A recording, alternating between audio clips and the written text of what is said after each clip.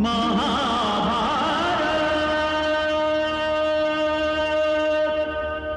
केशव, किंतु मैं मुनि या स्थित प्रज्ञ को पहचानूंगा कैसे? उसकी पहचान क्या है? वो उठता बैठता कैसे है? उसकी बोलने की शैली कैसी है केशव? उसे पहचानने में तो कोई कठिनाई ही नहीं है पार्थ। प्रजहाति यदा कामान सर्वान पार्थ मनोगतान आत्मन्येवात्मना तुष्टः स्थितप्रज्ञस्तदोच्यते। उसी की भांति तुम अपनी कामनाएं त्याग दो, अपनी व्यक्तिगत अभिलाषाओं से मुक्त हो जाओ, सुख दुख से परे होकर अपने स्वयं में संतुष्ट हो जाओ पार्थ। तो ना तुम्हें दुख की अग्नि जला सकेगी और न सुख की वर्षा तुम्हें भिगा सकेगी। हे पार्थ, स्थित प्रज्ञ वो मुनि है जो सुख और दुख दोनों ही में समान भाव रखता है और कोई उसका यह संतुलन तोड़ भी नहीं सकता। जब उसके शब्द बाहर निकलते हैं तो मन में तैरते दुख और सुख से बाहर नहीं निकलते, बल्कि आत्मा की अथाह गहराइयों से बाहर निकलते हैं। वो मोह की भाषा नहीं बोलता, वो निष्काम कर्म की भाषा बोलता है। वो जब बैठता है तो कछुए की भांति अपने भीतर सिमट कर बैठता है और अपने स्वयं ही को दुर्ग बना लेता है, अर्थात उसकी इंद्रियां उसके वश में होती हैं और अपनी इंद्रियों को केवल वही अपने वश में कर सकता है जिसका अपना मन अपने वश में हो। हे पार्थ, ध्यायतो विषयान् पुंसः संगस्तेषु उपजायते संगात् संजायते कामः कामात् क्रोधो विजायते। क्रोधात् भवति सम्मोहः सम्मोहात् स्मृति विभ्रमः स्मृति भ्रंशात् बुद्धिनाशो बुद्धिनाशात् प्रणश्यति। हे पार्थ, सामान्य पुरुष विषय का ध्यान करता है और विषय का ध्यान उसे आसक्त बना देता है। इस आसक्ति या लगाव से काम का जन्म होता है। जब काम की पूर्ति नहीं होती तो क्रोध उत्पन्न होता है। जब क्रोध उत्पन्न होता है तो विषय के प्रति मोह और बढ़ जाता है, और जब मोह और बढ़ जाता है पार्थ, तो सोचने की शक्ति भटक जाती है। जब सोचने की शक्ति भटक जाती है तो बुद्धि का नाश होता है, और जब बुद्धि का नाश होता है तो मनुष्य का सर्वनाश हो जाता है। और हे कुंती पुत्र, तुम्हारा यह मोह तुम्हें बुद्धि के विनाश की ओर ले जा रहा है। तनिक सोचो पार्थ कि जिसके पास बुद्धि ही ना होगी उसे शांति कैसे मिल सकती है? वो तो शांति और अशांति में अंतर ही नहीं कर सकता, और जो शांति को अशांति से अलग तक नहीं कर सकता वो भला कैसे सुखी हो सकता है? हे पार्थ, जैसे पवन के झोंके नाव को भटका देते हैं, वैसे ही कामनाएं बुद्धि को भटका देती हैं। इंद्रियाणाम हि चरताम यन्मनो अनुविधीयते तदस्य हरति प्रज्ञाम वायुर्नावम इवाम्भसि। इसलिए हे महाबाहो, अपनी इंद्रियों को अपने वश में रखो, स्वयं ही उनके वश में न हो जाओ। पार्थ, यह बात ध्यान से सुनो और समझो कि जब संसार सोता है तब मुनि जागता है, और जब संसार जागता है तब मुनि सोता है। ये सोना जागना क्या है केशव? ये रात दिन कैसे हैं? रात और दिन की तो मैंने बात ही नहीं की थी पार्थ। मैंने तो केवल सोने और जागने के विषय में बात की थी। सामान्य पुरुष की जाग हर क्षण कुछ पाने और भोगने के मोह में व्यतीत होती है। यही उसकी चेतना का लक्ष्य है। यदि उसे भूख लगी तो उसे भोजन चाहिए, यदि उसे प्यास लगी तो उसे जल चाहिए, यदि उसे ऋतुओं से अपना बचाव करना है तो घर चाहिए। उसकी सोच आत्मनिष्ठ है, परंतु मुनि अर्थात स्थितप्रज्ञ की सोच वस्तुनिष्ठ है। वो व्यक्तिगत भूख और व्यक्तिगत तृष्णा के परे देखता है। वो वृक्ष से गिरे हुए फल के विषय में नहीं सोचता, वो वृक्ष के विषय में सोचता है, वनों के विषय में सोचता है। सामान्य मनुष्य को ईंधन के लिए लकड़ी चाहिए, तो वो वृक्षों को तब तक काटता चला जाएगा जब तक वन नष्ट न हो जाएं। परंतु मुनि प्रकृति में वनों के महत्व के विषय में सोचता है प्रकृति के संतुलन के विषय में सोचता है, वनों और ऋतुओं के संबंध के विषय में सोचता है। इसलिए हे पार्थ, जो सामान्य पुरुष की इंद्रियों के लिए दिन है, वो मुनि के लिए रात है, क्योंकि वो तो इंद्रियों की सीमा को पार कर चुका है। और जो सामान्य पुरुष की इंद्रियों के लिए रात है, वो मुनि के लिए दिन है, क्योंकि उसी सन्नाटे में मुनि की चेतना का सूर्योदय होता है। मुनि की रुचि सामने की समस्याओं के साथ साथ उन समस्याओं के समाधान में भी है, और यही उसे सामान्य पुरुष से अलग करती है पार्थ। या निशा सर्वभूतानाम तस्याम जागृति संयमी, यस्याम जागृति भूतानि सा निशा पश्यतो मुनेः। हे पार्थ, सत्य इंद्रियों की पहुंच के बाहर है। ऐसा नहीं कि मुनि को भूख नहीं लगती, लगती है, परंतु वो अपनी भूख के परे देखता है और यह सोचता है कि भूख का उपचार क्या है। इसीलिए सामान्य मनुष्य का दिन मुनि के लिए रात है, और जो सामान्य मनुष्य की इस रात से अपने को बचा ले, वही स्थित प्रज्ञ है। सामान्य मनुष्य तो उन नदियों की भांति है जिन्हें व्याकुलता बहा ले जाती है, परंतु उन्हें अपने मार्ग का ज्ञान नहीं होता। वो तो अंधाधुंध बही जाती हैं, क्योंकि वो केवल बहने ही को अपना कर्म समझती हैं, और वो अपना सारा जल, अपनी सारी उथल पुथल सागर में उड़ेल देती हैं। किंतु सागर फिर भी अपने तटों की मर्यादा का उल्लंघन नहीं करता। इसी प्रकार कामनाओं की नदियां सामान्य मनुष्य को तो बहा ले जाती हैं, परंतु जब वो मुनि तक आती हैं तो मुनि उन्हें समेट लेता है और अपनी मर्यादा का उल्लंघन नहीं करता। हे पार्थ, तुम भी सागर बनो। सागर मुनि है, सागर ज्ञानी है। तुम भी ज्ञानी बनो पार्थ, क्योंकि ज्ञान ही उत्तम है।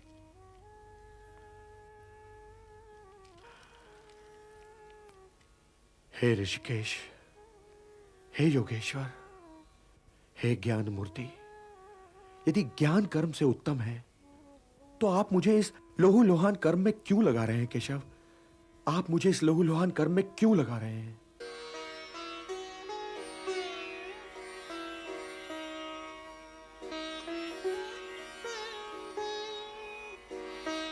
हे केशव, आपने तो मुझे उलझा दिया।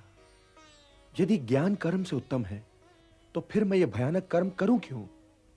क्यों युद्ध करूं केशव? क्यों ना मुनि बनकर मौन समाधि में चला जाऊं? मैं कल्याण का मार्ग पूछ रहा हूं केशव। कृपया मुझे मार्ग दिखलाइए केशव, मुझे मार्ग दिखलाइए। लोकेस्मिन् द्विविधा निष्ठा पुरा प्रोक्ता मया नघ, ज्ञान योगेन सांख्यानाम कर्म योगेन योगिनाम। हे निष्पाप अर्जुन, संसार में दो प्रकार के लोग होते हैं, अंतर्मुखी और बहिर्मुखी। जो अंतर्मुखी होते हैं वे स्वयं के भीतर जाकर ईश्वर को देखते हैं, यही ज्ञान योग है। और जो बहिर्मुखी होते हैं वे स्वयं से बाहर निकलकर उसे प्राप्त करने का प्रयत्न करते हैं, किंतु कर्म से छुटकारा नहीं, क्योंकि स्वयं के भीतर जाकर उसे खोजना भी तो कर्म ही है। हे कुंती पुत्र, मार्ग तो यही दो हैं, एक ज्ञान योग का और दूसरा कर्म योग का। हे केशव, तो फिर मैं ज्ञान योग के ही मार्ग पर क्यों ना चलूं? किंतु हे पार्थ, ज्ञान योग भी कर्म के त्यागने का मार्ग नहीं है, सिद्धि का मार्ग नहीं है, क्योंकि कर्म के बिना तो जीवन संभव ही नहीं। आंखें हैं तो वे अवश्य देखेंगी, पलकें हैं तो वे अवश्य झपकेंगी, कर्ण हैं तो वे अवश्य सुनेंगे।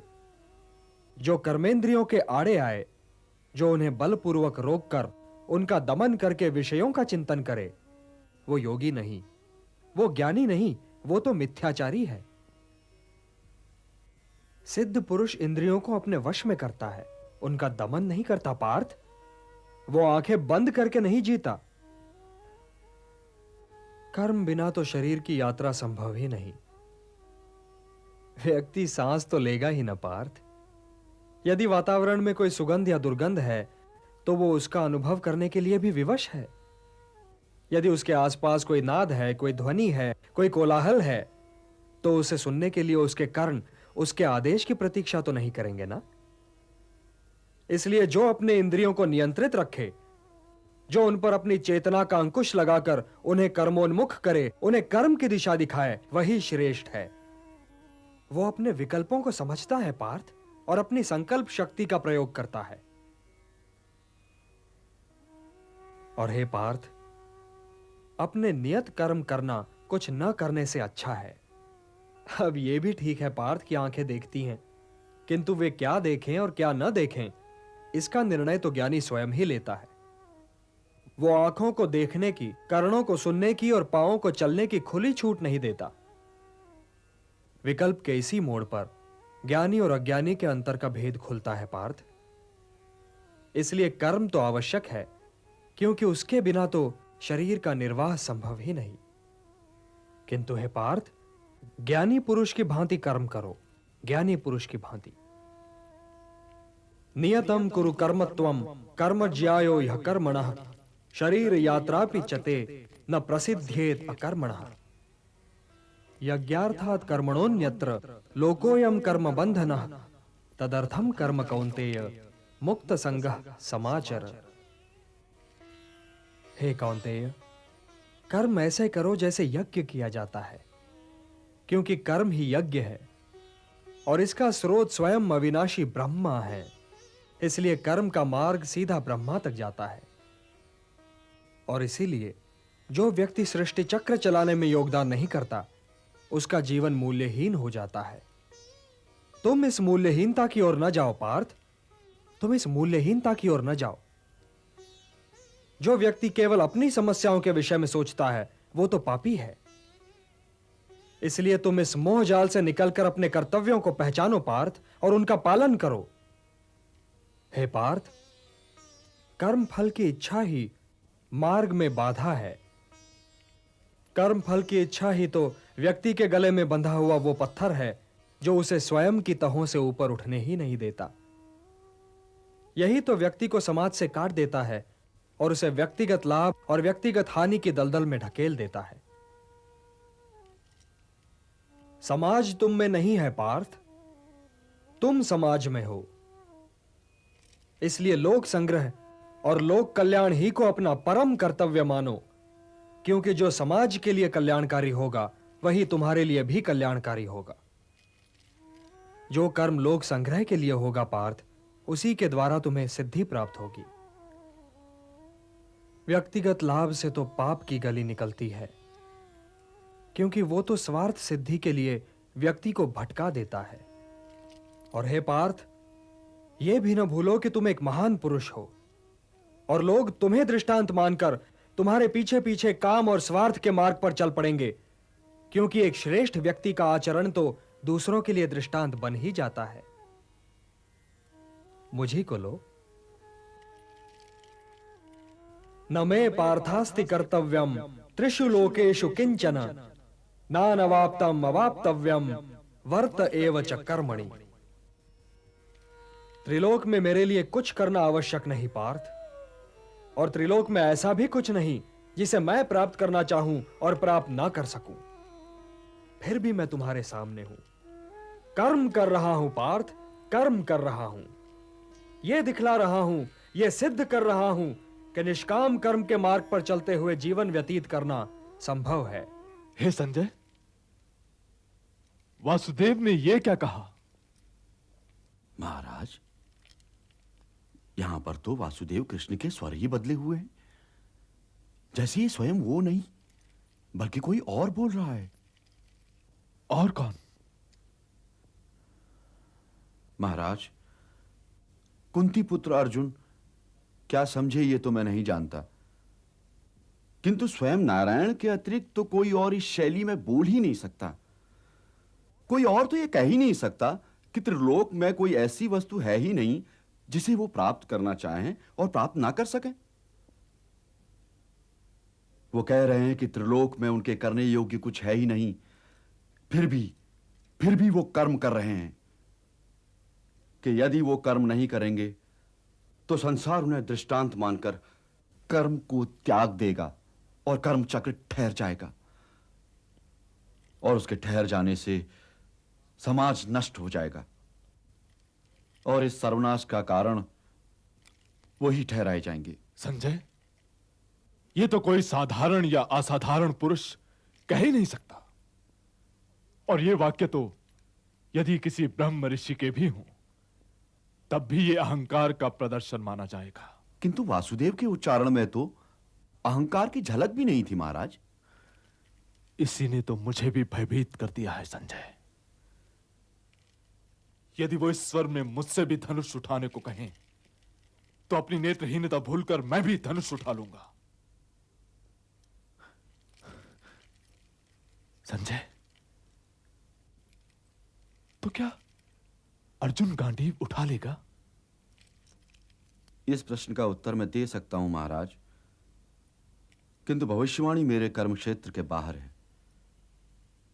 यदि भगवान ये चाहते कि मनुष्य को भविष्य का ज्ञान होना चाहिए तो स्वयं उसे यह ज्ञान दे देते।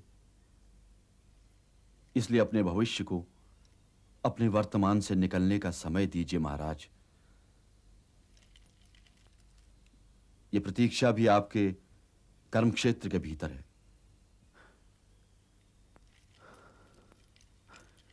कदाचित तुम ठीक ही कह रहे हो संजय, और कदाचित मैं ये जानता भी हूं कि इस युद्ध का परिणाम क्या होगा। फिर भी चाहता ये हूं कि इस युद्ध का परिणाम वो ना हो जो होने वाला है। कल तक मैं ये सोचा करता था कि मैं शत पुत्रों का पिता हूं, इसलिए मैं तो कभी अकेला हो ही नहीं सकता। किंतु अब लगता है कि मैं अकेला होने वाला हूं संजय, अकेला होने वाला हूं।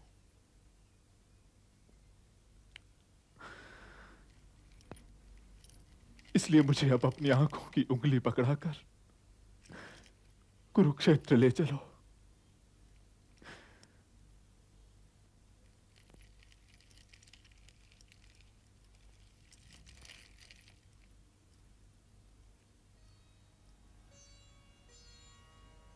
सक्ताः कर्मण्य विद्वांसो यथा कुर्वन्ति भारत, कुर्यात विद्वान तथा सक्तः चिकीर्षुर्लोक संग्रहम्। हे भारत, कर्म तो अज्ञानी भी करते हैं, परंतु केवल अपने निहित स्वार्थ की दृष्टि से। ज्ञानी का कर्म तो निस्वार्थ होता है, संसार के संतुलन को स्थिर बनाए रखने के लिए होता है, लोक कल्याण के लिए होता है। इसलिए हे पार्थ, अपने मन पर कोई बोझ न लो, अपना कर्म मुझे अर्पण कर दो और यह धर्म युद्ध करो। कर्तव्य पालन के मार्ग पर तो मृत्यु भी कल्याणकारी हो जाती है। यदि पितामह, गुरुजनों और सगे संबंधियों का तुम्हें वध भी करना पड़े तब भी तुम्हें पाप नहीं लगेगा, क्योंकि कर्तव्य पालन पाप रहित होता है पार्थ। कर्तव्य पालन पाप रहित होता है। यदि वे वीर गति को प्राप्त हुए तो उनकी मृत्यु कल्याणकारी हो जाएगी, और यदि तुम वीर गति को प्राप्त हुए तो तुम्हारी मृत्यु भी। इसलिए हे पार्थ, युद्ध करो, क्योंकि धर्म का मार्ग पाप का मार्ग नहीं हो सकता। पाप की बात निकल आई है तो यह बताइए केशव कि कभी कभी मनुष्य पाप करने के लिए इतना विवश क्यों हो जाता है? उसे कौन विवश करता है? उसे विवश करती है उसकी वासना, उसे विवश करता है उसका निहित स्वार्थ, उससे पाप करवाता है उसका क्रोध, उसका मोह। इन शत्रुओं को पहचानो पार्थ। जैसे धुआं अग्नि को ढक देता है, या धूल दर्पण को, या झिल्ली गर्भ को, वैसे ही ज्ञान को ढक देते हैं काम, मोह और वासना। आवृतम ज्ञानमेतेन ज्ञानिनो नित्य वैरिणा, काम रूपेण कौन्तेय दुष्पूरेण नलेन च। काम और मोह की अग्नि ज्ञान को नष्ट कर देती है, और इसीलिए ज्ञानी की वैरी है। हे कौन्तेय, अग्नि को स्वच्छ बनाओ, दर्पण को परिशुद्ध करो और अपनी इंद्रियों को सौम्य बनाकर ज्ञान और विवेक के नाशकों का वध करो। इंद्रियाणि पराण्याहुः इंद्रियेभ्यः परम मनः मनसस्तु परा बुद्धिः यो बुद्धेः परतस्तु सः। हे पार्थ, जड़ पदार्थ से इंद्रियां श्रेष्ठ हैं और इंद्रियों से श्रेष्ठ है मन। मन से श्रेष्ठतर है बुद्धि और बुद्धि से भी श्रेष्ठ है आत्मा। तो आत्मा की चिंता करो पार्थ, आत्मा की चिंता करो और देह, इंद्रियों, मन और बुद्धि से ऊपर उठने का प्रयत्न करो। हे पार्थ, तुम तो मेरे भक्त भी हो और मेरे मित्र भी, इसलिए मैं तुम्हें वो योग बताने जा रहा हूं जो बहुत समय से लुप्त है। परंतु सृष्टि के आरंभ में इसे मैंने ही सूर्य को दिया था और सूर्य से ये मनु को मिला और मनु से इक्ष्वाकु तक पहुंचा। सूर्य को दिया था? आपने ये योग सूर्य को दिया था? परंतु हे केशव, आपने आधुनिक काल में जन्म लिया है और सूर्य देव प्राचीन है, तो मैं ये कैसे मान लूं कि सृष्टि के आरंभ में ही आपने ये योग सूर्यदेव को दिया होगा? बोलिए केशव। बहूनि मे व्यतीतानि जन्मानि तव चार्जुन तान्यहं वेद सर्वाणि न त्वं वेत्थ परंतप। हां पार्थ, मेरे और तुम्हारे बहुत से जन्म हो चुके हैं। मुझे वो सारे जन्म याद हैं, परंतु तुम्हें याद नहीं है।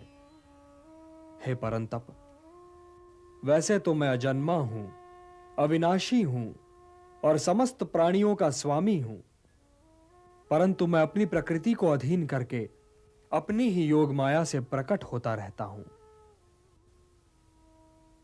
यदा यदा हि धर्मस्य ग्लानिर्भवति भारत अभ्युत्थानम् अधर्मस्य तदात्मानं सृजाम्यहम् परित्राणाय साधूनां विनाशाय च दुष्कृतां धर्म संस्थापनार्थाय संभवामि युगे युगे।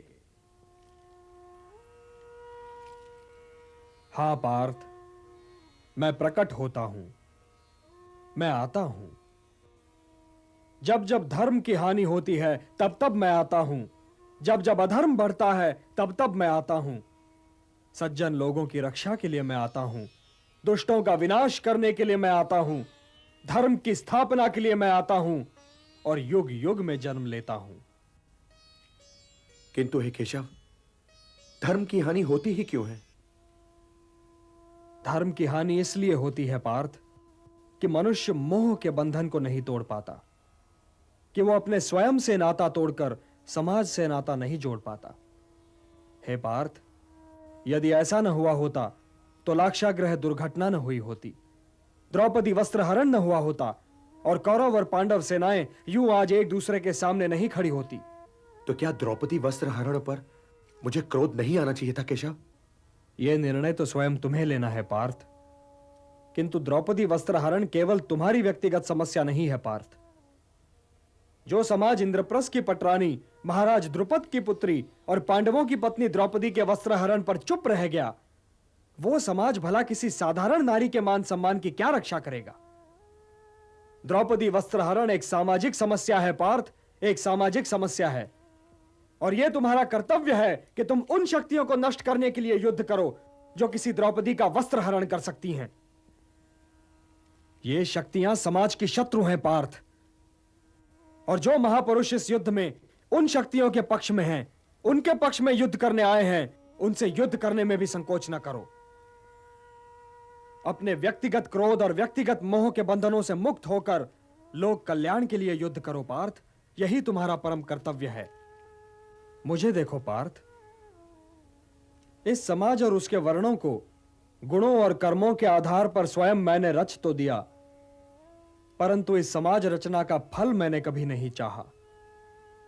इसीलिए कर्ता होते हुए भी मैं अकर्ता हूं, और जो इस रहस्य को समझे पार्थ, वो कभी अपने कर्मों में लिप्त नहीं होगा।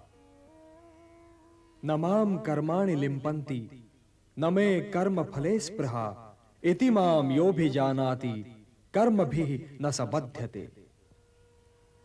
मुझे कर्म फल की इच्छा नहीं है, जब ही तो कर्म मुझे दूषित नहीं कर पाते।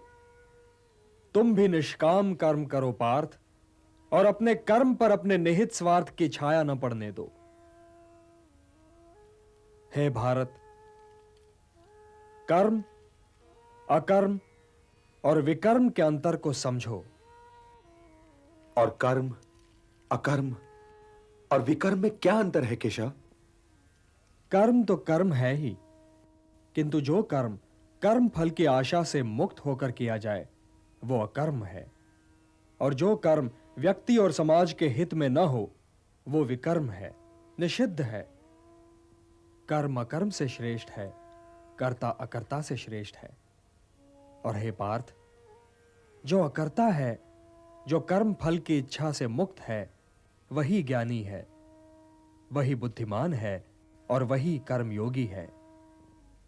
उसके लिए उसका कर्म ही कर्म फल भी है, और इसीलिए वो एक कर्म के पालन के उपरांत कर्म फल की प्रतीक्षा में नहीं ठहरता, बल्कि दूसरे कर्म की ओर बढ़ जाता है।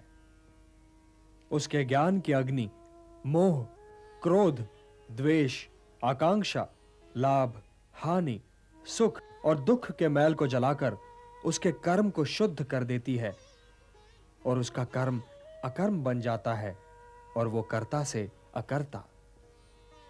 और ये अकर्ता, ये ज्ञानी जीवन के आवश्यक साधन जुटाने के अतिरिक्त अपने लिए और कुछ नहीं करता। उसके शेष कर्म समाज कल्याण के लिए होते हैं। यह मनुष्य कर्म करते हुए भी पाप से दूषित नहीं होता। उसका जीवन तो स्वयं ही समाज के लिए कल्याणकारी हो जाता है। हे निष्पाप अर्जुन, ऐसे ही व्यक्ति का जीवन यज्ञ है। तुम भी अपने जीवन को यज्ञ बना लो, और उसके हवन कुंड में अपने कर्म फल की इच्छा, मोह और क्रोध को आहुतियों की भांति जला डालो। और यज्ञ क्या है केशव? अलग अलग लोग यज्ञ की परिभाषा भी अलग अलग करते हैं पार्थ। कुछ लोगों के लिए यज्ञ ब्रह्म का स्वरूप है, उनके लिए सब कुछ ब्रह्म है। कुछ लोग देवताओं को प्रसन्न करने के लिए यज्ञ करते हैं, तो उनके लिए पूजा ही यज्ञ है। कुछ साधक आत्मा को परमात्मा से मिलाने की साधना को यज्ञ कहते हैं। इन्हीं यज्ञों की भांति इनमें दी जाने वाली आहुतियां भी अलग अलग प्रकार की हैं। कोई धन की आहुति देता है तो कोई कर्म की, किंतु वास्तव में यज्ञ 4 प्रकार के हैं। पहला द्रव्य यज्ञ है। इसमें अर्जित द्रव्य और धन को समाज कल्याण के कार्यों में लगाया जाता है, अर्थात ये लोक सेवा यज्ञ है। दूसरा तपो यज्ञ है। जब कोई अपने कर्म को अपनी तपस्या बना लेता है तो उसका जीवन तपो यज्ञ बन जाता है।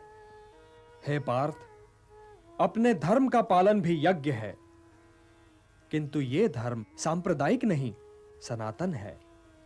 यह व्यक्ति और समाज दोनों ही के लिए कल्याणकारी है। तीसरा यज्ञ योग यज्ञ है।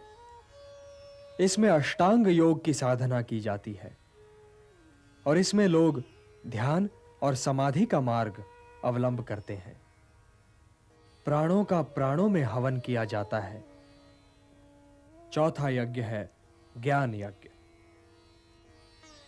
यूं तो पार्थ चारों ही यज्ञ महत्वपूर्ण हैं, परंतु श्रेष्ठतम है ज्ञान यज्ञ, क्योंकि ज्ञान ही तो अच्छे और बुरे में अंतर करता है और अपनी अग्नि में तपाकर कर्म को शुद्ध करता है और शुभ बनाता है।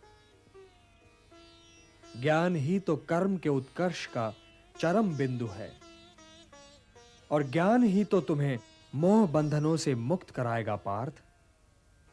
हे पार्थ, पाप के सागर को केवल ज्ञान की नौका ही पार कर सकती है।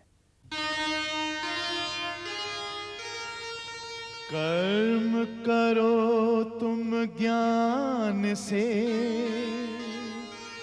श्रेष्ठ ज्ञान है धर्म। धर्म है, धर्म योग ही